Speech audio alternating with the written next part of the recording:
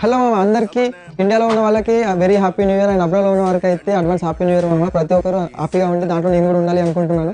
And అలాగే 2024లో మనం బాగా నేర్చుకున్నది ఏంటంటే ఎవరికి ఎక్కువ కనెక్ట్ కావద్దు, కనెక్ట్ అయినా కానీ మిడిల్లో అయితే ఉండొద్దు, అందరితో మంచిగా ఉండాలి, అందులో మనం ఉండాలి అనుకుంటాం కదా. సినిమా డైలాగ్ కొట్టినాను అనుకోకండి, అది నిజం అసలు. అది కొన్ని అయితే రిలేటెడ్గా ఉంటాయి. అబ్రాడ్కి వచ్చిన తర్వాత అయితే చాలా వరకు కొన్ని కొటేషన్స్ మూవీస్లో చూసినా చాలా అంటే చాలా వరకు రిలేటెడ్ ఉంటాయి. బట్ అవన్నీ దాటుకుంటూ అంటే అబ్రాడ్కి వస్తే ఎలా ఉంటుందంటే డిఫరెంట్ లొకేషన్ నుంచి డిఫరెంట్ పర్సన్స్ తోటి మనం రూమ్లో అకామిడేషన్ షేర్ చేసుకోవాలి. అండ్ ఒక్కొక్కరు డిఫరెంట్ మైండ్ సెట్ ఉంటుంది. వాళ్ళందరికీ దాటుకుంటూ 1 year అయితే సక్సెస్ఫుల్గా కంప్లీట్ చేసినాము.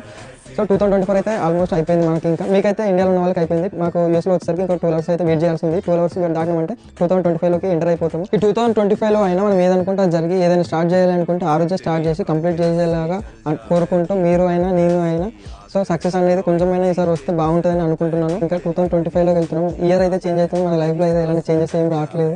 సో ఈ ఇయర్ అయినా ఏదైనా ఒక చేంజ్ వచ్చి అంటే మిరాకిల్ అంటే ఉంటుంది కదా ప్రతి